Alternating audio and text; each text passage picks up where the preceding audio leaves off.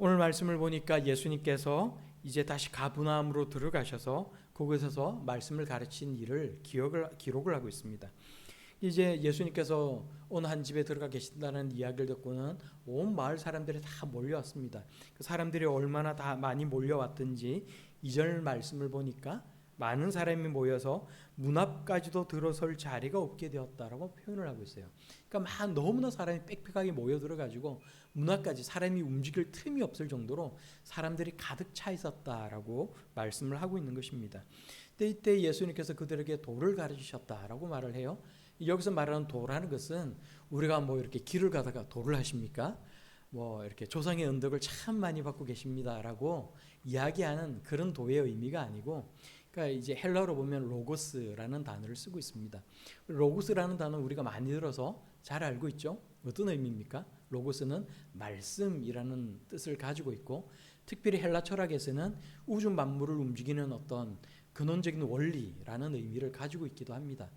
이제 여기서 로고스라는 말은 성경의 다른 곳을 찾아보면 이제 말씀이라는 의미, 하나님의 말씀, 주님의 말씀, 이렇게 말씀이라는 의미로 번역을 하고 있는데, 여기도 마찬가지겠죠. 이제 특별히 번역을 할 때 도라고 표현을 하긴 하였지만 하나님 나라의 복음을 가르치셨다라고 표현을 하는 것이 어쩌면 더 옳을지도 모르겠어요. 그래서 예수님께서 하나님 나라의 복음을 말씀하실 때 이제 하나의 일이 발생을 하게 됩니다.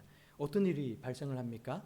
어떤 중풍병자가 있었는데 사람이 너무나도 많이 몰려 있는 거예요. 그러니까 집 안에도 사람들이 발 디딜 틈이 없을 정도로 문 앞까지 이렇게 꽉 차 있었는데 문 밖은 또 어떠했겠어요? 수많은 사람들이 있지 않았겠습니까? 이 중풍병자가 자기의 몸으로도 일어나서 예수님 가까이 갈 수 없는 지경에 놓여 있었는데 참 좋은 친구들이 있었던 것 같아요. 이 사람에게는.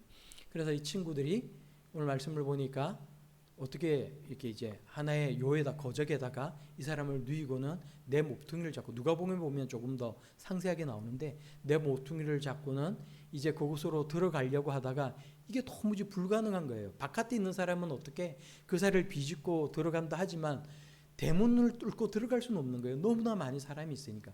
그래서 생각해낸 꾀가 어떤 거예요?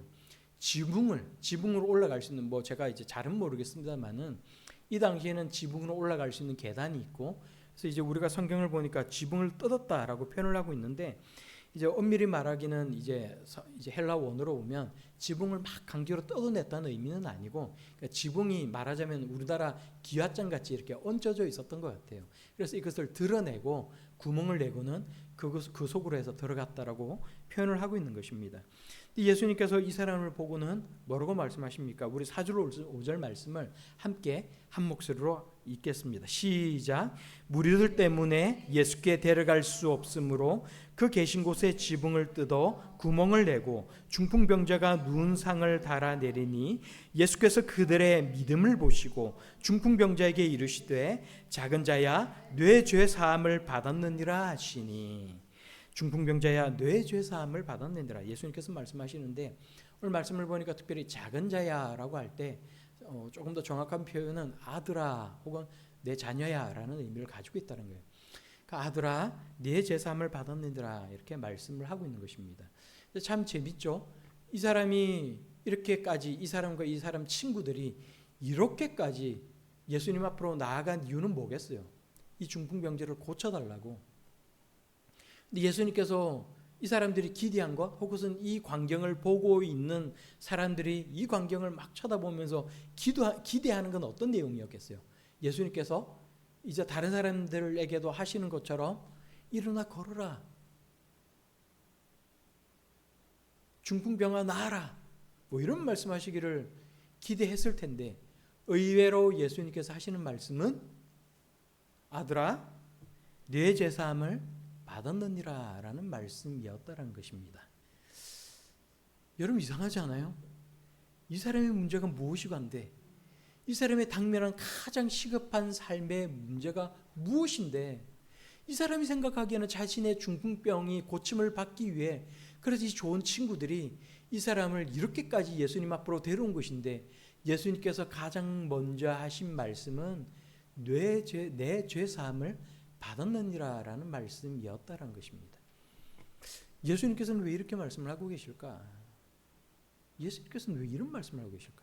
오늘 말씀을 우리가 이제 앞에 1장에서부터 쭉 이 말씀을 함께 우리가 읽고 묵상을 하고 말씀을 함께 나누면서 예수님께서 늘 병을 고쳐 주셨어요.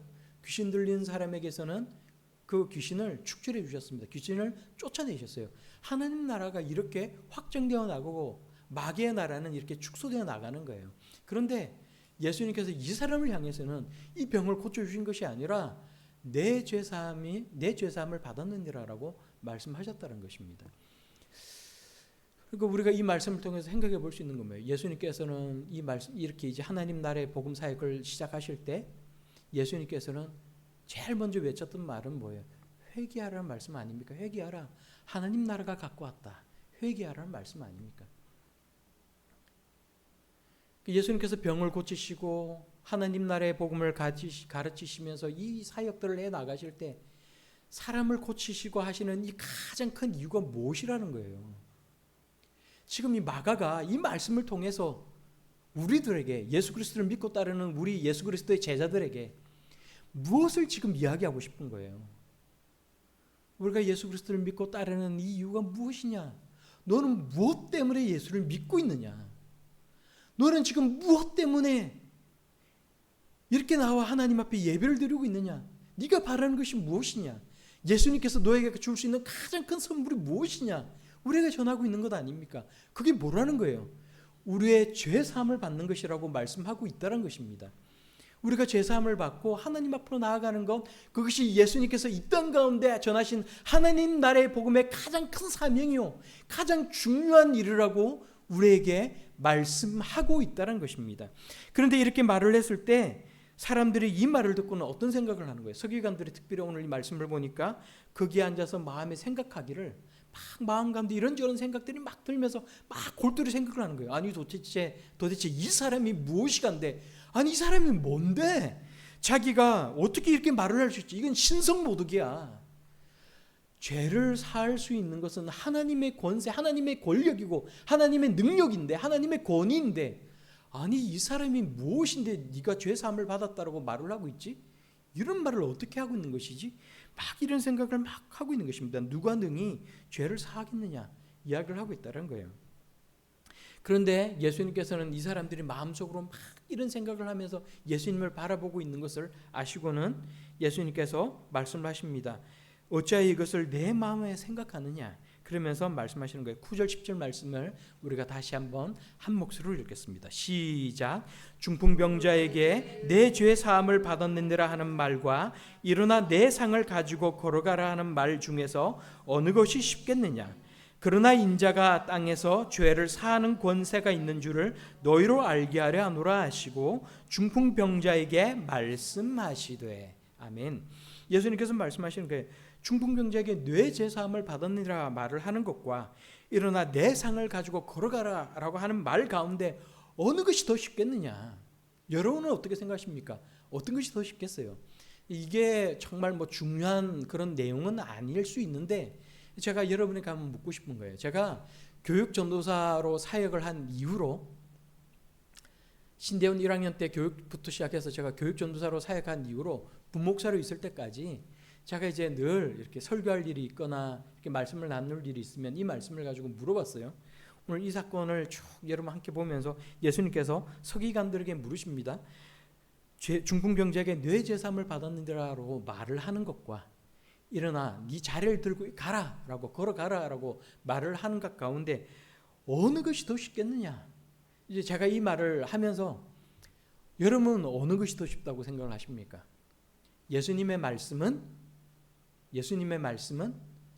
네 자리를 들고 이리로 가라라고 말을 한 것이 더 어렵다는 의미고, 사람들이 그런 의심의 눈초리로 나를 바라보지 말라라고, 나는 그럴 권세를 가지고 있는 메시아라고 간접적으로 이 말씀을 전하고 있다는 것을 표현하고 있다는 거예요.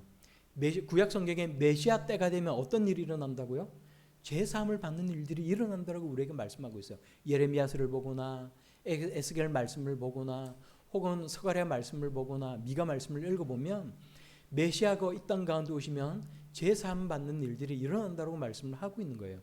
그래서 예수님은 이 말씀을 통해 자신을 향해 인자라는 표현을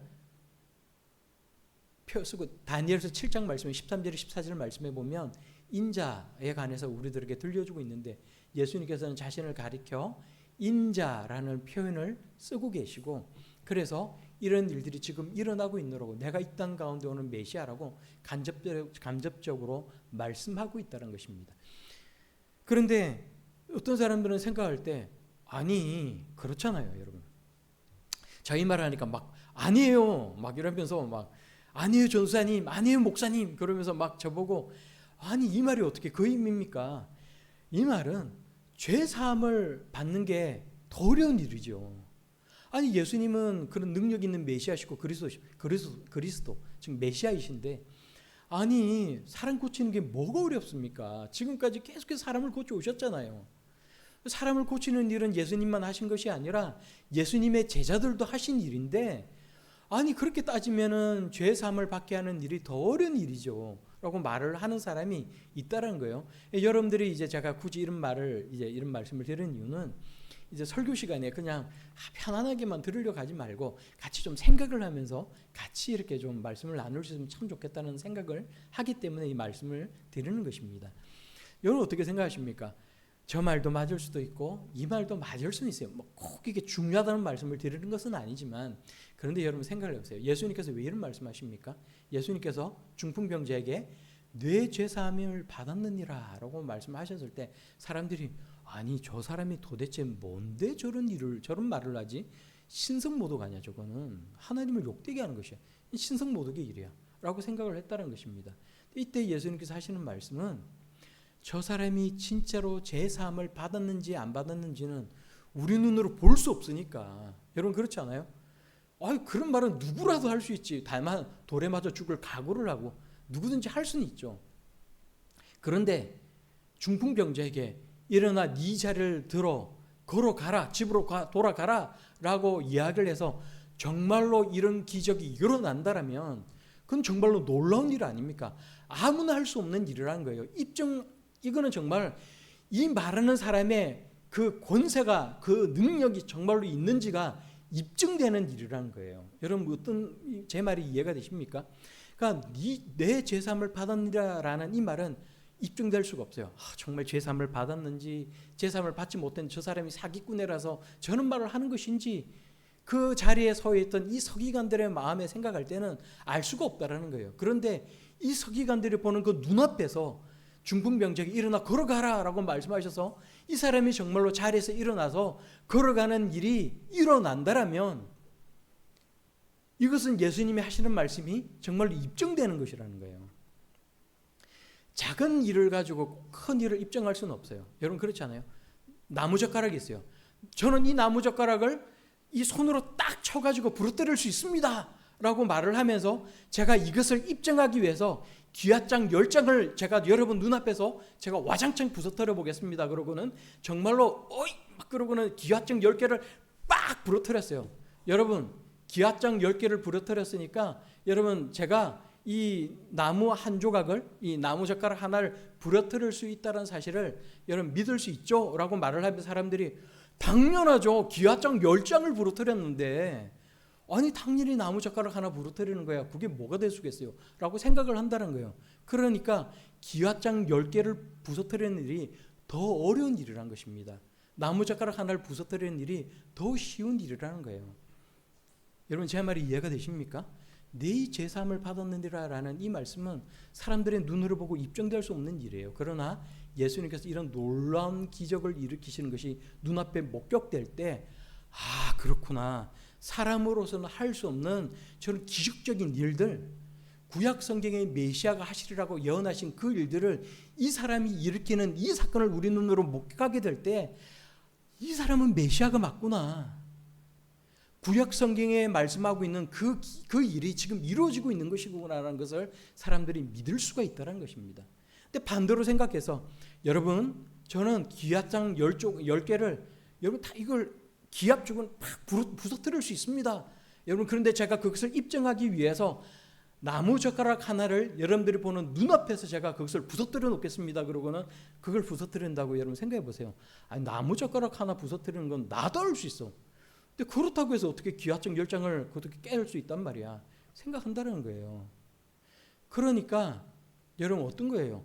더 어려운 일을 사람들 눈앞에서 행함으로써 더 쉬운 일을 할 수 있다는 것을 보이는 것은 너무나도 당연하다는 거예요. 예수님 말씀하시는 것도 너무 당연한 일이라는 것입니다. 그러니까 예수님도 그런 의미라는 거예요. 속으로 이런 사람들이 막 예수님을 의심을 하면서 저건 신성모독이야 라고 생각을 할 때 예수님께서는 이렇게 말씀하시는 거예요. 중풍병자에게 내 죄가 사함을 받았느니라라고 말을 하여서 정말로 그 사람이 죄 사함을 받았는지 여러분 너희들은 눈으로 볼 수는 없는 일이지만 그렇게 말을 하는 것과 일어나 내 상을 가지고 걸어가라라고 말을 하는 가운데 어느 것이 더 쉽겠느냐. 그런데 내가 더 여러분들이 생각할 때 더 어려운 일을 내가 보여주겠다라고 말씀하시는 거예요. 그래서 여러분 10절 말씀을 보면 그러나 인자가 땅에서 죄를 사하는 권세가 있는 줄을 너희로 알게 하려 하노라 라고 말씀하고 있는 거예요. 내가 이 중풍병자가 일어나 자기 자리를 들고 집으로 걸어가게 하는 일을 보임으로써 사람이 할 수 없는 이 놀라운 일을 너희들에게 보임으로써 메시아가 이 일을 하리라고 약속하신 그 구약의 말씀을 응하게 함으로써 내가 인자가 구약 성경에 말씀하고 있는 그 메시아가 내가 맞으며 그래서 내가 땅에서 죄를 사는 권세가 있다라는 사실을 너희들에게 알게 하겠노라. 내가 메시아가 맞다는 사실을 너희들에게 입증하겠노라라고 예수님께서 말씀하고 있다는 것입니다. 예수님께서 그러면서 이렇게 말씀하시면서 내가 내게 이르노니 일어나 내 상을 가지고 집으로 가라고 하시니 그가 일어났고 상을 가지고 모든 사람 앞에서 나아갔다고 말씀하고 있어요. 그리고 이 놀라운 기적이 일어날 때 그 자리에 있던 모든 사람이 놀라면서 하나님께 영광을 돌렸다라고 말씀하고 있다는 것입니다. 하나님께 영광을 돌렸다라는 말은 이 모든 일의 근원이 하나님으로부터 오는 것이고 이분은 참으로 메시아가 맞다는 사실을 이 사람들이 인정을 했다는 의미를 가지고 있는 것 아니겠습니까? 그럼 오늘 이 말씀을 통해 우리는 무엇을 깨달을 수가 있는 거예요? 우리가 생각할 때 우리의 생각 가운데 우리의 믿음은 어떤 것입니까? 오늘 말씀을 보니까 예수님께서 5절 말씀에 그들의 믿음을 보시고 라고 말씀하시고 그래서 이 중풍병자의 죄를 용서해 주시고 사함받게 하여 주시고 또 예수님께서 이 중풍병자의 병을 고쳐주셨다는 거예요. 이 믿음을 보시고 성경을 보면은 이런 일들이 참 많이 있어요.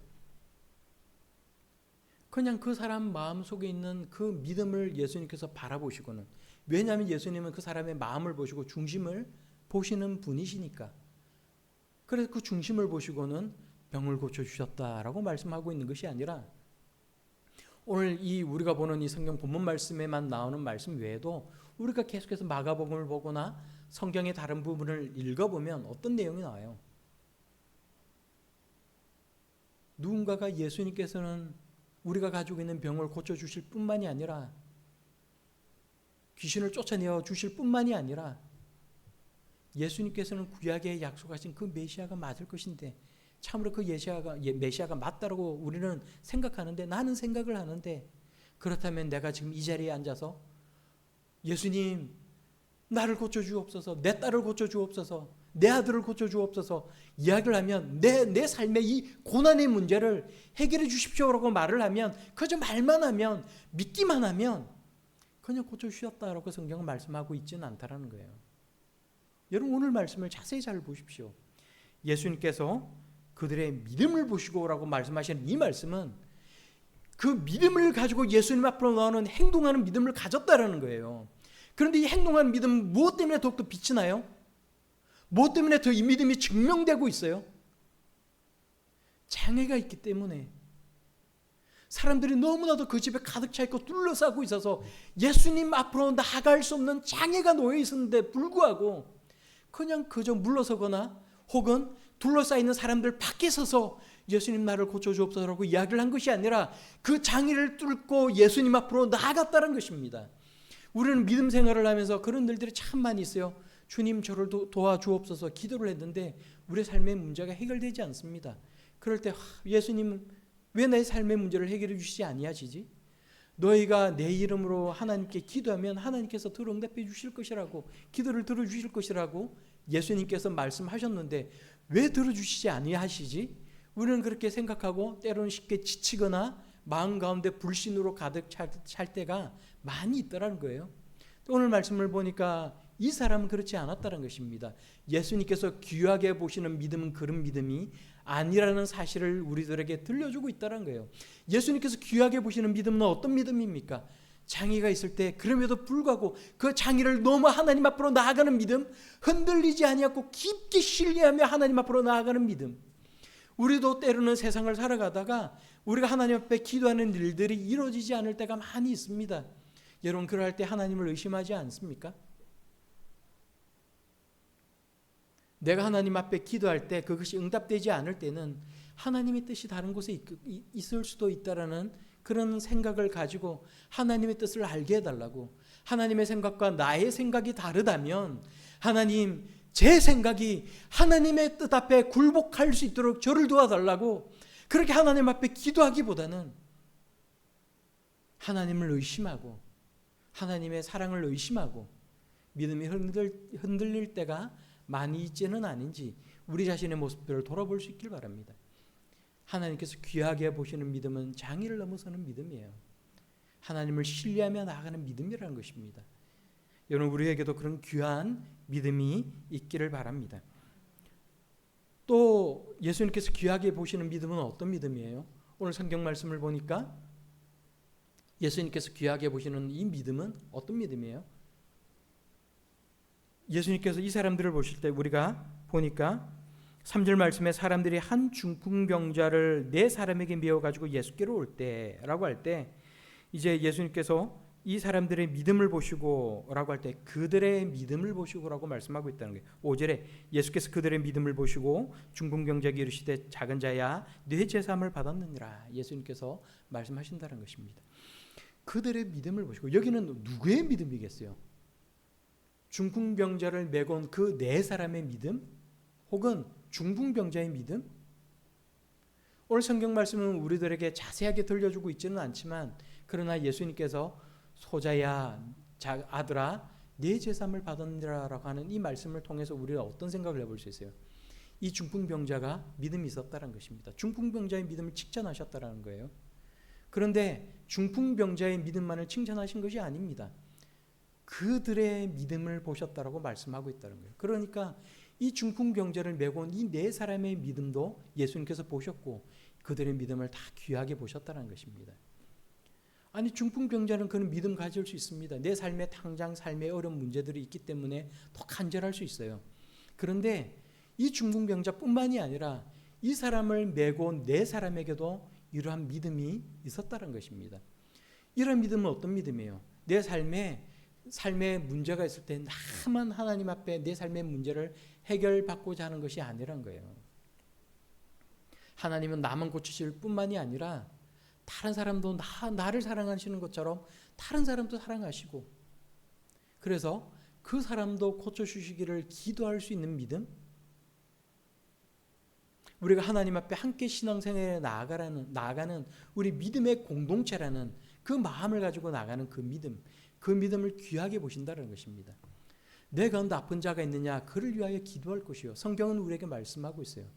그러면 하나님께서 들으시고 혹 그가 죄가 있을지라도 그 사람의 죄를 용서해 주실 것이라고 말씀하고 있다는 것입니다. 오늘 성경 말씀이 그것을 말하고 있는 것 아닙니까? 아들아 내 제사함을 받았느니라. 예수님께서 말씀하신다는 것입니다. 우리가 하나님 앞에 믿음 생활을 할 때 여러분 그런 귀한 믿음들을 가질 수 있길 바랍니다.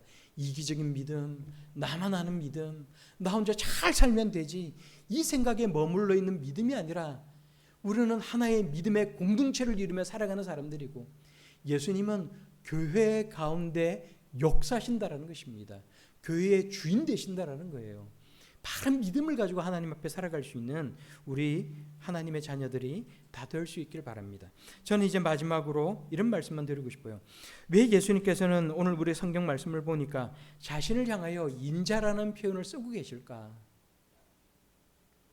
왜 인자라는 표현을 쓰고 계실까? 예수님께서 그러시면서 왜 내 제사함을 받았느니라 라는 말씀을 하실까?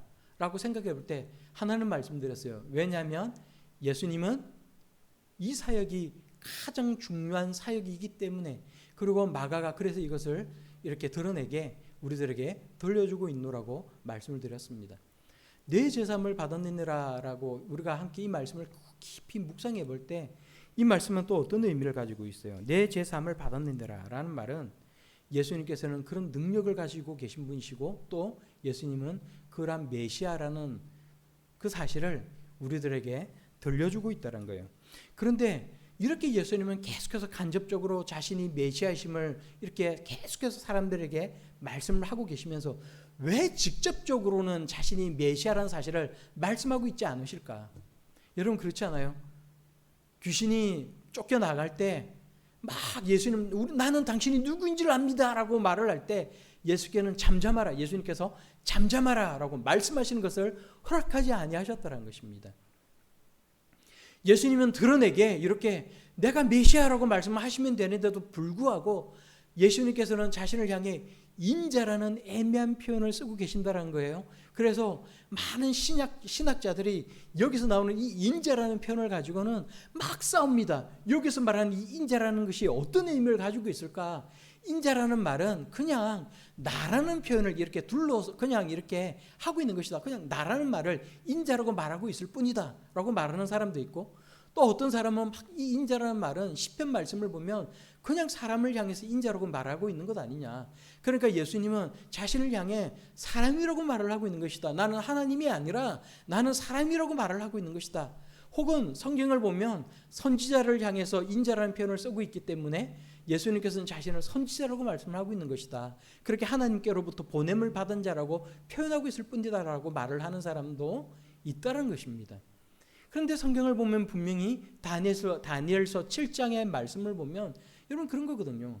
구름을 타고 오시니 네가 하나님으로부터 권세와 능력과 모든 것을 받아서 세상 가운데로 나와 모든 세상의 군왕들이 그에게 경배를 하고 하는 마지막에 일어날 일들에 관해 우리들에게 들려주고 있고, 예수님은 분명히 이 다니엘서에 나오는 이 인자라는 표현을 자신을 향해 사용하고 있다는 것을 우리가 알 수가 있는 거예요. 그러니까 성경에 나와 있는 이 여러 가지의 사건들을 통해 우리가 알 수가 있다는 것입니다. 그럼에도 불구하고 예수님께서는 왜 계속해서 인자라는 표현을 쓰고 계실까? 하나님 나라의 천국 비유를 말씀하실 때 왜 예수님께서는 다른 사람들이 알아듣지 못하도록 바리새인이나 서기관들이 예수님을 믿고 따르지 아니하는 사람들이 이 말씀의 의미를 깨닫지 못하도록 비밀로 말씀하셨을까? 왜 이렇게 비유로 말씀하셨을까? 그것은 전에도 말씀드렸던 것처럼 사람들의 오해 때문이라는 거예요. 예수님은 우리의 죄 문제를 해결하기 위해 이 땅 가운데 오셨고, 그래서 그것이 예수님 초림 때 이루어져야 할 예수님의 가장 중요한 사역이었기 때문에 그렇다는 것입니다. 사람들은 오해하고 있는 거예요. 사람들의 욕망이 성경을 잘못 해석하고 있는 것입니다. 이스라엘 백성들이 생각할 때 이 땅 가운데 오는 메시아는 어떤 메시아라는 거예요? 로마 이 압제에서부터 이스라엘을 독립시켜주고 그 고대에 그 다윗 시대에 솔몬 시대에 그 광활하게 영토를 차지했던 그 영광을 이스라엘 백성들에게 안겨줄 그 메시아를 계속해서 생각하고 있기 때문에 메시아는 바로 그런 거야라는 그런 생각에 사로잡혀 있기 때문에 예수님께서는 자신이 그런 메시아가 아니기 때문에 계속해서 이렇게 말씀하고 있다는 것입니다. 병을 고치는 것도 중요한 일이지만 예수님의 사역은 병을 고치는 것이 아니라 십자가의 복음을 이루는 것이었다는 것입니다. 여러분 이것은 오늘날도 너무나도 중요한 일이란 거예요. 너무나도 중요한 의미라는 것입니다. 그 당시에도 이런 예수님의 모습을 보면서 예수님께서 십자가에 달려 돌아가시고 이런 무력한 모습을 바라보면서 실망하고 등을 돌린 사람들이 너무나도 많이 있었다는 거예요. 예수님께로부터 등을 돌리고 예수님을 배신하는 사람들이 너무나도 많이 있었다는 것입니다. 여러분 오늘날도 그렇지 않습니까? 사람들이 생각할 때 우리가 생각하는 예수님은 성경에서 말하는 이런 예수님이 아니야. 왜 제 용서함을 받았다고 먼저 말씀을 하시지? 내가 하나님 앞으로 나오는 이유, 내가 교회에 나오는 이유, 내가 예수님을 믿는 이유는 이것이 아닌데 나는 세상에 성공하고 싶고 세상에서 잘 살아가고 싶고 내 삶의 중요한 문제들이 해결함을 받고 싶고 그래서 내가 예수님 앞으로 나오는 것인데 왜 성경은 왜 예수님은 자꾸 죄 사함에 관해 이야기를 하고 있지? 왜 자꾸 죄에 관해 이야기를 하지? 이제는 좀 그만 들었으면 좋겠다라고 사람들은 말을 하는 거예요. 그래서 설교를 할 때 목사님들이 죄 문제에 관해서 이야기를 합니다. 여러분, 하나님은 우리가 죄에서 씻음을 받은 것으로부터 끝나지 아니하고 계속해서 성결한 모습으로 살아가길 원하십니다. 사람들이 손가락질을 하면 욕을 하는 거예요. 왜 우리에게 도덕을 가르칩니까? 아니, 우리가 죄 씻음 받았다라고 성경은 우리에게 말하고 있는데, 자유함을 누리라고 성경은 우리에게 말을 하고 있는데 왜 자꾸 우리에게 마음의 부담감을 주십니까? 그런 이야기 좀 하지 마세요. 사람들은 이야기를 한다는 것입니다. 오늘날 복음이 변질되었다는 거예요. 여러분, 이것이 얼마나 심각한 문제인지를 아십니까? 성경은 우리에게 말씀합니다. 죄의 문제가 얼마나 심각한지. 이 죄가 이 땅 가운데 드러나 고난이 있고 질병이 있고 늙어짐이 있고 육신의 쇠약함이 있고 사람들의 죽는 일들이 생겨나고 있다라고. 이 죄의 문제가 가장 중요한 문제라고 우리들에게 성경이 말씀하고 있다는 거예요. 제가 어느 목사님이 팔복에 관해 설교하는 말씀을 들었어요. 우연찮게. 이분이 이야기하기를 의를 위하여 박해를 받는 자는 복이 있나니라고 말씀을 하면서 더 황당한 이야기를 하는 거예요. 일제치하에 우리나라에서 독립을 위해 싸운 것이야말로 의를 위해서 박해를 받은 것이라고 말을 합니다. 그것이 의에 줄이고 목마른 것이라고도 말을 하는 거예요. 여러분, 이것이 아예 틀린 말은 아니지만 예수님께서 하신 말씀의 의도는 결코 그것이 아니라는 것입니다. 여러분 알고 계십니까? 만약에 이러한 해석이 만약에 사실이라면 예수님은 사람들에게 이스라엘을 정복하고 있는 로마의 항쟁에서 일어나라, 왜 이렇게 가만히 있느냐, 들고 싸워라, 예수님께서 그렇게 말씀하신 것 아니겠습니까? 예수님께서는 뭐 때문에 이 땅 가운데 오셨어요? 2000년 전에 왜 이 땅 가운데 오셨어요? 이스라엘을 독립시켜줄 강력한 왕이 되기 위해 이 땅 가운데 오셨다라는 거예요. 만약 이런 해석이 옳은 것이라면. 그런데 예수님은 왜 이 땅 가운데 오셨습니까? 우리의 죄의 문제를 해결하기 위해서. 여러분, 팔복에 나와 있는 의, 정의, 이런 의라는 것은 단순히 어떤 도덕적인 그런 의미를 넘어서는 것, 이것보다 더 깊은 의미를 가지고 있다는 것입니다. 도덕과 윤리보다 더 본질적이고도 영적인 의미에서의 의, 마음의 청결, 심령의 가난함에 대해서 우리들에게 들려주고 있다는 것입니다. 그것은 죄와 의, 심판과 복음, 세상 나라와 하나님 나라의 대립적 관계 속에서 우리가 정말 무엇을 추구하며 살아가야 할 것이냐에 관해 우리들에게 들려주는 말씀이라는 거예요. 그래서 그 말씀 마지막에 뭐라고 말씀하고 있는 거예요? 8절 마지막, 그 팔복에 관해서 말씀하실 때 마지막에 이런 말씀을 하시는 거예요. 그 말씀을 해석할 수 있는 열쇠를 들려주고 있는 것입니다. 나로 말미암아 너희를 욕하고 박해하고 거짓으로 너희를 거슬러 모든 악한 말을 할 때에는 너에게 복이 있도다.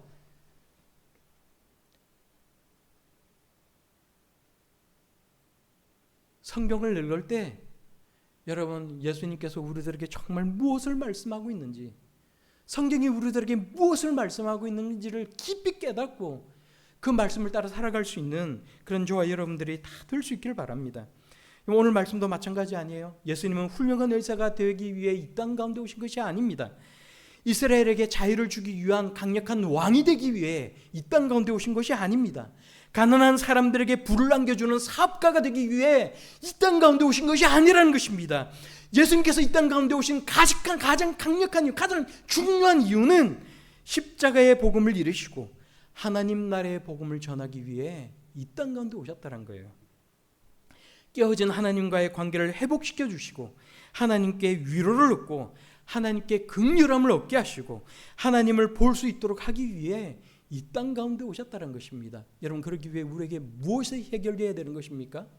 죄의 문제가 해결되어야 될 수 있어야 된다는 거예요. 장애를 딛고 하나님 앞으로 나아가는 믿음이 있을 수가 있어야 된다는 것입니다.